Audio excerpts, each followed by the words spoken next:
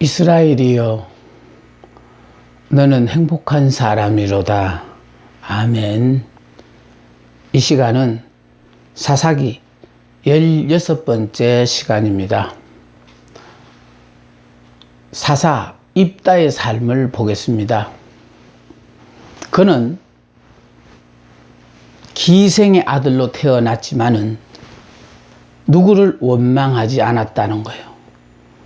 우리가요, 누굴 원망을 하면은 결국은 내가 변하지 않아요.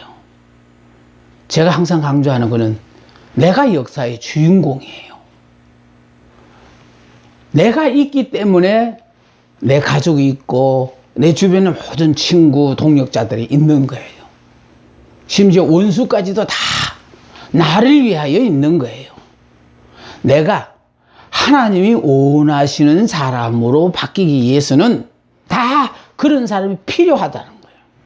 그러니까 우리의 삶 속에 영문 모르는 그 힘들고 어려운 그 과정들 다 우리는 그 과정을 통과해 오면서 다 불평하고 원망하고만 살았잖아요. 그 이유는 우리가 옛사람, 육의 사람으로 살았으니까, 내 의로 살았으니까, 그러니까 다른 사람과 나를 자꾸 비교를 시키다가 보니까, 불평과 원망은 나오는 거예요. 그런데요, 하나님의 의로 사는 사람, 하나님이 허락하신 모든 것들은 다 좋은 것이다. 다시 말해서 지금 이 상태가 좋다는 말이 아니고요. 이 과정을 통하여 모든 것이 협력하여 선이 되어지기 위해서는 이 과정이 필요하기 때문에 내게 허락하셨다라는 거. 우리 꼭 명심해야 돼요. 그러니까 결국은 나는 그런 생각이 없었는데도 하나님이 나를 향하신 당신의 아름다운 계획이 계셔서 그 자리에 나를 세우기 위해서는 지금 이 과정이, 연단의 이 과정을 통하여 결과적으로 내가 원하는, 세상이 원하는 사람으로 내가 변하는 게 아니고 하나님이 원하시는 사람으로 변해 간다 이 말이에요. 그래서 중요하다는 것은요, 절대로 다른 사람을 변화시키려고 애쓰지 마세요. 우리가 예수님 믿고 능력을 받으면은 대부분의 사람들이요, 이 능력을 가지고 상대를 변화시키려고 하나님 저분을 강권적으로 역사하셔서 이렇게 만들어 주시고, 저렇게 멀리 떨어진 남편의 마음을 하나님께서 강권적으로 역사하셔서 내 앞으로 가까이 오게 해달라고 이렇게 기도하시는 분들 많아요. 그러니까 남을 변화시키는 거 아니라니까요. 내가 다가가면 되는 거예요. 상대가 멀리 있는 거 아니에요. 내가 멀리 떨어지는 걸 확인했으면 내가 다가가면 되는 것을 많은 분들이요, 다가가지는 않고 상대가 강권적으로 역사하셔서 내게 다가오게 해달라고 그렇게 기도하니까요, 응답이 불가능한 거예요. 그런데 내가 다가가 버리면은 기도할 성질이 것도 아니에요. 예수님이 그거 우리에게 보여주셨잖아요. 죄로 말미암아 죽어가는 인간들을 구원할 방법은 당신께서 성육신 하셔서 인간의 형상을 입고 이 땅에 오셔서 우리가 당하는 모든 고통을 직접 체휼하시고 내 대신 죽어주셔서 다 제 문제를 청산해놓고는 우리 보고는요, 믿고 누리고만 살아라고 하잖아요. 그럼 우리 보고 원하는 건 다른 거 없어요. 믿고 누리고만 살아라는 거. 그럼 믿고 누리고만 사는데 예수 안에서 우리는 내 능력과 상관없이 행복하게 살게 돼 있어요. 그러니까 예수 바깥에는 행복하지 않아요. 예수 바깥에서는요, 상대적인 행복에 의해서 누구보다 내가 더 많이 가졌고 누구보다 내가 더 출세했으니까 그걸 가지고 행복하다 하는지 몰라도, 그러나 예수 안에 있는 사람은요, 광풍 속에서도 평안함, 환경과 전혀 상관없이 왜 이런 행복한 삶을 사는지 나도 몰라. 모르는 가장 큰 원인은 주님이 주시는 평안은 그런 평안이에요. 그러니까 부활하신 후에 주님이 제자들에게 제일 먼저 찾아와서 하신 얘기가 평안하뇨 물었잖아요. 우리가 이렇게 평안하게 사는 것을 하나님이 원하시는 거예요. 그러니까 이 시간을 통해서 여러분 내가 강조하는 것은요, 우리는 남을 원망해서는 안 된다는 거예요. 해도 끝이 없어요. 원망하려고 들면. 입다는요, 누구를 원망하지 않았어요. 원망하는 순간에 자신을 원망했겠죠. 자, 자신의 삶을 포기하지도 않았어요. 그렇다 해가지고요, 기생의 아들로 태어나서 집안에서도 쫓겨나고, 내가 무슨 사는데 무슨 놈의, 의미가 있겠냐 하면서 얼마든지 자기 삶을 포기할 수도 있었어요. 근데 자기 삶을 포기하지도 않았어요. 뿐만 아니라 서자를 인정해 주지 않는 사회를 저주하지도 않았어요. 기생의 아들을 인정해 주지 않는 이 사회를 원망하지도 않았대요. 단순히 오로지 자기 실력만을 배양했다라는 거예요. 그러니까요, 여러 말 필요 없어요. 자기 실력만 갖춰 놓으면 드디어 때가 되면은 이 실력을 정말 마음껏 발휘할 수 있는 길이 우리에게 펼쳐지거든요. 근데 문제는요, 길을 열어줘도 실력이 없으면은 결국은 뭐보다 큰 일을 맡고 크게 성공할 수 있음에도 불구하고 실력이 없으니까 그런 자리를 바라볼 수 없는 처지가 되어져요. 나는 입다의 삶을 통해서요, 오로지 이런 핑계 저런 핑계 절대로 그게 연연하지 않고 자기 실력만을 배양했습니다. 기회가 주어질 때마다 이 일을 통하여 내가 무엇을 깨닫고 또 이 일을 통해서 내가 뭐를 깨닫고 이러면서 인생사를 또 알게 되어지잖아요. 자, 그래서 암몬 백성들이 이스라엘을 공격해 오자, 암몬 백성들이 이스라엘을 공격해 오자 길리앗 장로들이 입다를 장관으로 초대했습니다. 그러니까 길리앗 장로들이 입다를 장관으로 초대했는데, 입다만이 하나님이 택하신 이스라엘 백성을 구하는데 결정적인 힘을 발휘할 수 있는 사람이라는 것을 깨달았기 때문이다. 그러니까 이 복받은 백성은요, 결국은 우리가 누구를 의지해야 된다 하는 걸 알았으니까 입다를 자기들의 장관으로 이렇게 받아들였다라는 거예요. 그런데 그러므로 말미암아 입다가 이제 전쟁을 하러 출전을 해야 돼요. 그런데 입다는 암몬과의 전쟁에 입다는 하나님만을 의지하고 나갔어요.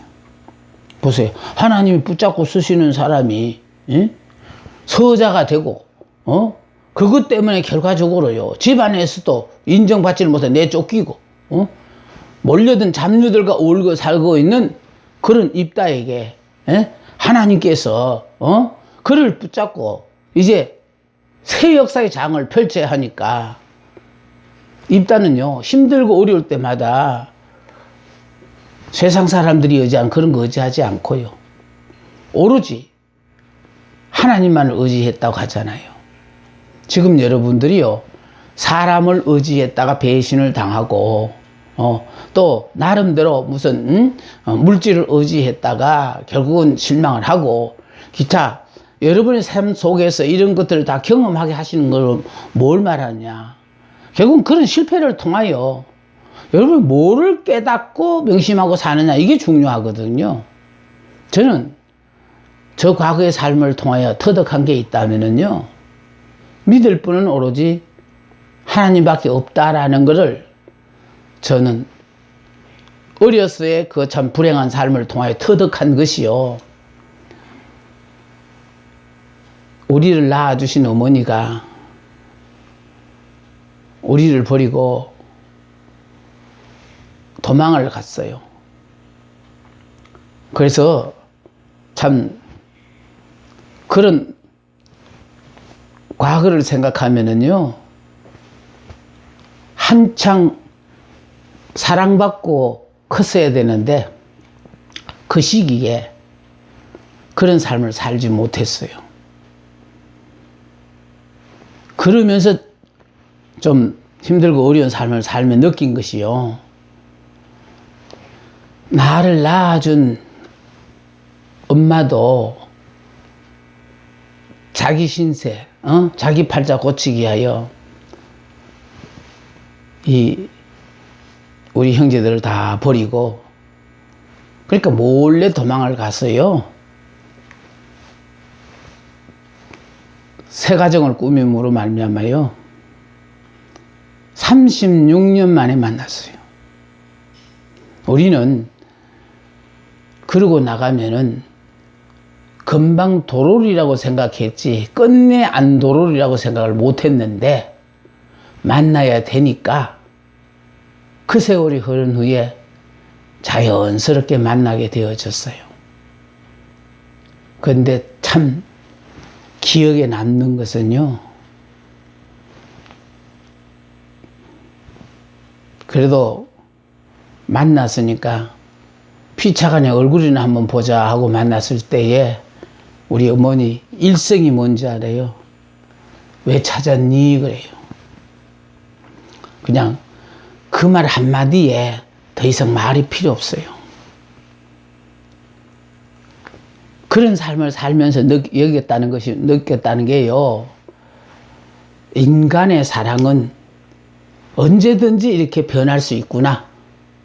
그러니까 의지할 사람이 없으니까 오로지 하나님만을 의지하는 그 마음을 갖게 된 것이 내가 평생을 다 살면서, 오늘에 있기까지 살면서 누구보다도 하나님만을 의지하고요, 또 하나님만을 의지하는 것으로 끝나지 않고 철저하게 말씀에 서서 더 이상 환경에 따라 사람에 따라 요동하지 않고, 그 말씀이 나보고 너는 행복한 사람이로다. 그 행복한 것도 네가 이만큼 노력했으니까 너 행복하다 아니거든요. 예수를 믿음으로, 믿음 안에서 우리는 행복한 사람이 되었다라는 걸 깨닫고, 그래서 결국은 행복자라고 외쳤고, 행복자라고 외치다가 보니까 결국은 꿈만 같았던 오늘의 현실을 살면서요, 아직 많은 날을 두고 살아가실 분들에 위해서 혹시나 저의 이 시간을 통해서 정말 하나님의 말씀은 그대로 다 이루어질 뿐만 아니라, 내가 때가 되지 않았을 땐 이해를 하지 못했지만은 내가 살아본 결과 하나님의 말씀은 약속하신 그 약속의 말씀대로 다 그대로 되더라. 이거를 체험을 통하여 더 자신 있게 깨달아서, 그래서 제가 아끼는 모든 사람들 앞에는요, 하나님의 말씀은 지금 당장으로서는 이해가 안 될 수도 있다. 그러나 지금부터라도 그 말씀을, 나의 말씀을 믿으면은 꿈을 가지고 살아간다. 말씀은 틀림없이 다 이루어지는 건데, 이루어지는 때가 내가 원하는 때가 아니고 하나님이 내게 가장 좋은 때를 택하여 이루어 주실 것이니까, 그 약속의 말씀을 부여잡고 행복하게 살아가야 된다라는 것이 제가 바라는 소원이에요. 하나님만을 의지하기로 했어요. 어려운 환경에서 자라신 분들은 저도 이거 입다의 이 사실을 보다 보니까 느껴지는 것이요, 그렇지, 나도 다른 사람들이 모르는 숨겨진 과거지요. 그랬을 때, 제가 어렸을 때 느꼈던 건요, 자, 개선하여 집으로 돌아올 때에 누구든지 내 집 문에서 나와서 나를 영접하는 그는 여호와께 돌릴 것이니 내가 그를 번제물로 드리겠나이다 하니라. 여기 입다가 서원을 해요. 자기가 암몬과의 전쟁에서 이기게 하시면은 게스나에 돌아올 때에 우리 집에서 많은 종들도 있고 또 사람들이 오는 사람도 많잖아요. 뭐 짐승도 있을 것이고 그런 거 있는데 일단 누구든지 내 집 문에서 나와서 나를 영접하는 그 사람을 여호와께 드릴 것이니 내가 그를 번제물로 드리겠나이다. 서원을 하고 나갔어요. 서원 덕분인지는 몰라도요, 하나님의 능력이 입다에게 임했어요. 하나님이 함께 하셨다 이 말이에요. 입다가 암몬의 군대와 싸우기 위하여 출장할 때 여호와의 영이 입다에게 임하시니, 그러니까 하나님이 함께 하시면 백전백승이에요.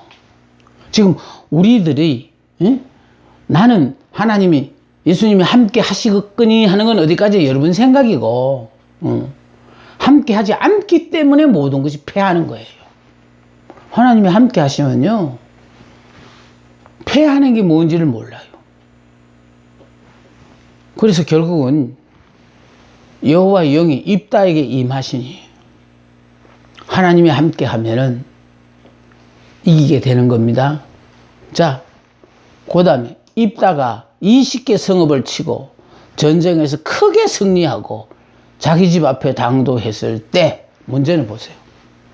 하나님이 함께 하니까 입다가 20개 성읍을 치고 전쟁에서 승리했다고 하잖아요. 그러니까 여호수아를 통해서 여러분이 뭐를 깨달으셨어요? 하나님이 함께하는 영적 전쟁은요, 하나님이 앞서서 싸워주시기 때문에 이건 이겨놓은 싸움이에요. 그러니까 내 방법을 내려놓고 하나님이 말씀하시면은 이에 불문하고 그 말씀 순종하기만 하면은 그 전쟁은 이미 이겨놓은 것이거든요. 단 전쟁함으로 말미암아 내가 확인을 하게 되어지는 거예요. 우리는 약속만 붙잡고 전쟁도 하지 않고 약속만 붙잡고 막 좋아하지 말고 하나님이 약속하셨으면은 그 약속의 말씀을 부여잡고 결국은 한 발자국이라도 내가 발을 내디뎌 밟아야 되고 내 실제적인 삶에서 실제로 옮겨야만이 그것을 우리 눈으로 확인하게 되거든요. 자, 이렇게 승리했습니다. 그러니까 이 말은 하나님이 함께 하니까 서자라도 이기게 하시고 또 이렇게 공을 세우고 돌아왔는데 문제는요, 그의 무남동료가 나와서 그를 맞았대요. 그러니까요, 무남동료가 뭐예요? 아들도 없고 딸 하나 있는 달랑.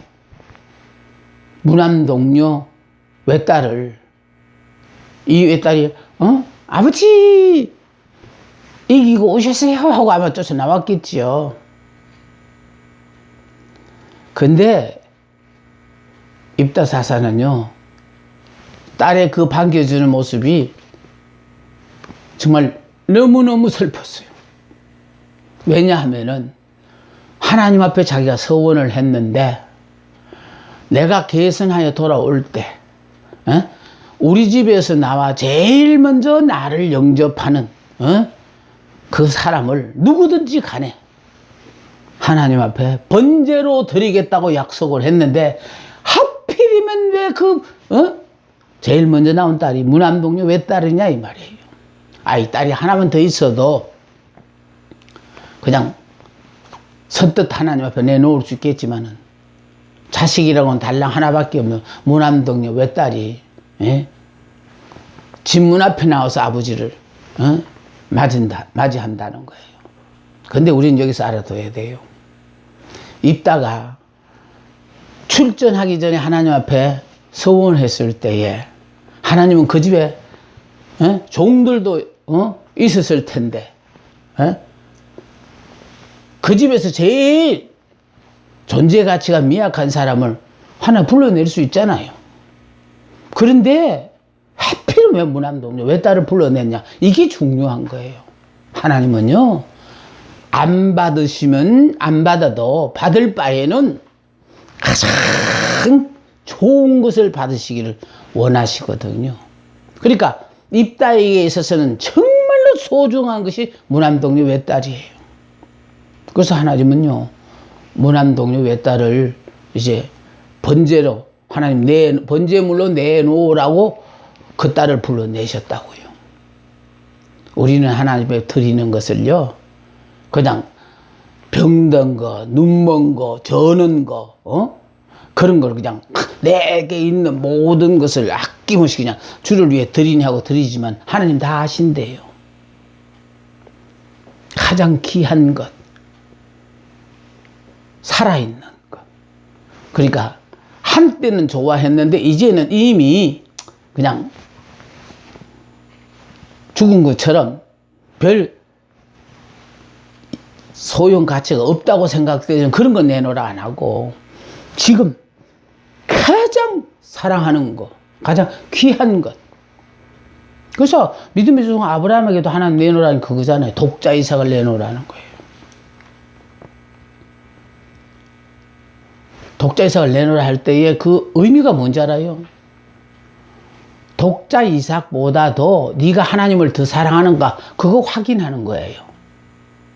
지금 오로지 하나님만을 의지하고 전쟁에 나간 입다가 무남 동료 보다가도 하나님을 더 사랑하는가를 확인하는 거예요. 그러니까 예수를 믿는 사람은 참 많습니다. 아니 주님의 수제자 베드로도요 예수를 믿었어요. 아니 믿는 정도가 아니었죠. 그의 신앙 고백 보세요. 주는 그리스도시요 살아계신 하나님의 아들이라고 신앙 고백했던 그 사람이에요. 예수가 하나님이라는 걸 알았어요. 그런데 그거 믿었다니까요. 그가 왜 주님을 3번씩이나 부인했는가? 그게 중요해요. 왜 3번씩 부인했느냐니까. 예수를 믿었지만은 안타깝게도 예수님을 세상에 무엇보다도 사랑하지 않았다는데 그게 문제예요. 지금 여러분 주님을 사랑하십니까? 우리가 죽어서 천국 가서 영원히 주님과 사랑하러 가거든요. 사랑하지 않으면은 못 가요. 사랑하는 사람과 사랑하면 시간이 언제 간지 모르고요. 행복한 곳이 되어지지만은 사랑하지 못할 사람하고 같이 있다면 지옥은 따로 없어요. 그런 곳이 지옥이 되는 거니까. 그래서요. 입다가 게스나에 돌아왔을 때 하나님 입다의 집에서 무남동녀 외딸을 불러내셨어요.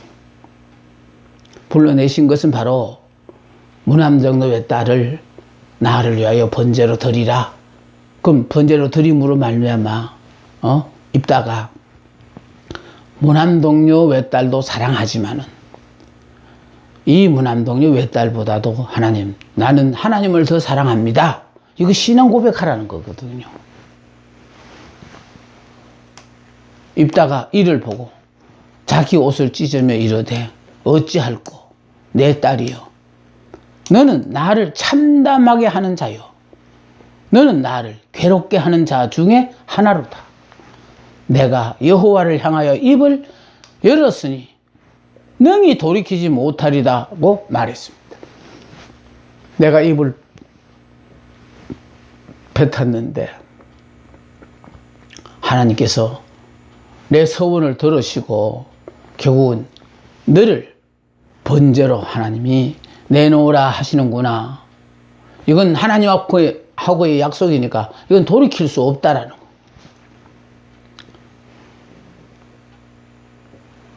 예를 들었어요. 무남동녀 외딸이 아버지가 서원을 했으니까 네가 죽어야 된다 하고 죽으라 할 때에 앙탈이라도 했으면은 그냥 입다가요 부모에게 거역한다고 하고 핑계 삼아서라도 죽일 수 있을지 몰라도 무남동녀는요 아버지의 소원대로 순순히 순종을 했다는 거예요. 그러니까 이 순종은요 정말로 내가 서원한 것도 아니고 아버지가 서원했는데 내가 뭐 때문에 죽어야 하나 하고 얼마든지 안 죽겠다고 앙탈을 부릴 수 있잖아요. 그런데 무남동녀 외딸은요 아버지가 서원하셨으니까 서원하신 대로 하나님 앞에 약속을 지키십시오. 한 달 동안 산에 가서 친구들하고 시큰 울고 내려와가지고요. 그래서 하나님 앞에 번제물로 드리셨어요. 무남동녀의 순종을 보겠습니다. 말씀대로 내게 행하소서 하였다. 나의 아버지요, 아버지께서 여호와를 향하여 입을 여셨으니 아버지 입에서 낸 말씀대로 내게 행하소서. 참, 이 입다의 마음을 여러분 이해하시겠습니까?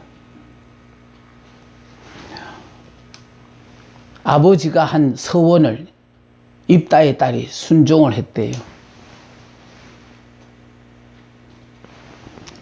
서원한 대로 행하였습니다. 입다는요 외동딸이냐 하나님이냐, 입다에게도 부모의 심정이 있었으리라. 딸이 안 죽겠다고 발버둥을 친다면 감정이나 오기로라도 죽일 수 있었겠으나 잠잠한 양처럼 목을 내밀었을 때 차마 손대기가 더 어려웠을 것이다. 그러나 하나님께 드리는 것은 잃는 것이 아니라는 것을 믿었다라는 거예요. 그게 중요한 것은요, 우리가 하나님을 위하여 드려지는 것은 이게 잃는 것이 아니라는 거예요.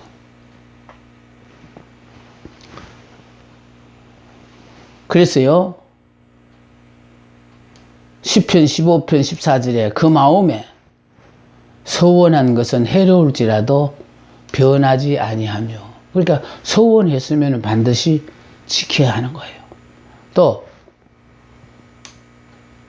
이사야서 50장 14절에 보면은 시편 50편 14절에 보면 서원을 갚으라 했어요. 이제 입다 사사는 끝나고 입산이라는 사사를 봅니다. 입산 사사는 아들과 딸을 각각 30명씩 두었다는 거예요. 예. 어쩌면 이렇게요. 아들 30명 두고 딸 30명 두고. 그 60명이죠. 예. 그런데 이 입산의 이력은 보면요. 모두 이방 혼인을 시켰대요. 아니, 하나님의 백성이 가나안 땅에 들어가서는 절대로 이방인들과 결혼식 하지 말라고 말씀하셨는데도 사사가 돼가지고 본을 보이기는커녕 이 60명의 자녀를 이방인들과 혼인을 시켰다 하잖아요. 그의 삶이 주는 교훈이요, 입산의 삶이 우리에게 주는 교훈은 맡은 자로서 해놓은 업적이 없어요. 명색의 사사였는데 맡은 자로서 하나님 앞에 해놓은 일이 없어요. 네, 업적이 없습니다. 공직자로서의 업적은 보이지 않고 오로지 자녀 60명의 뒤치다거리만 하다가 죽었다는 말뿐이다. 자, 정말 아마 입산 사사의 60명의 자녀들이 결혼식 때마다 입산을 봐서 아마 많은 분들이 그 자리에 참석하지 않았을까를 생각해 봤어요. 그러니까 그냥 하루 멀다 하고 60명 자녀들 결혼할 때마다 모든 사람이 갔을 테니 얼마나 바빴을까 생각도 해봅니다. 두 번째는 받은 자로서 너무도 부끄러운 삶이었어요. 뭘 받았냐? 지위, 권세, 인적 자원, 물적 자원, 기회 다 가지고 있으면서도 하나님을 위해 해놓은 것이 없어요. 그러니까 달랑 아들, 딸 각각 30명씩 60명을 뒀는데 모두 이방 혼인을 시켰다라는 거예요. 아마 그 사사의 자리를 이용해서 아마 이렇게 혼인을 시켰는지도 몰라요. 그러니까 결국은요, 우리는 맡은 자고 또 받은 자예요. 그래서 입상과 같은 이런 부끄러운 삶은 살지 말아야 되는 거예요. 명색에 우리가 하나님의 자녀가 되었는데, 내가 하나님의 자녀가 되었으면은 뭔가 모르게 내 삶을 통하여 우리가 믿는 하나님을 나와 만나는 모든 이웃들에게 본을 보이는, 그냥 그분을 증거하는 그런 삶을 살아야 되지 않겠습니까? 그 사는데도요, 부탁드립니다. 입으로 전도하지 마세요. 입으로 전도해봐야 그 사람들 감동 못 받아요. 삶으로 보여주세요. 옛 사람 나는 죽었고 새 사람이고 육의 사람 죽었고 영의 사람이 되었다는 걸 내가 이렇게 되었느니라 말하지 말고요. 변화된 내 모습을 내 삶의 현장에서 내 삶으로 보여주라는 거예요. 보여주면은, 설명이 필요 없이 다 그들이 보고 깨닫게 되는 거예요. 그런데 요사이는 인격이 변할 생각을 하지 않고 그저 오랫동안 교회에 다녔다는 연조를 내세우고 자기 직분을 내세워서 그래서 예수 믿으라고 전도하니까 이게 전도빨이 잘 안 생기는 것 같아요. 교회 난 지 얼마 안 된 초신자면 어떻습니까? 나는 죽고 예수로 사는 사람이라면은요, 지금까지 나만을 위하여 살던 삶은 이제 청산하고 예수를 믿음으로 나는 새 사람이 되었고 영의 사람이 되었으니까 세상 것에 연연하지 않고 육적인 것에 연연하지 않고 하나님이 행복한 사람이라면 내가 이렇게 힘들고 어려운 삶을 살아도 이게 행복자의 삶인 줄 알고 자부심과 긍지를 갖고 살아야 해요. 뽑힌 자로서 부끄러운 이력서이다. 많고 마른 사람 중에 사서로 뽑혀서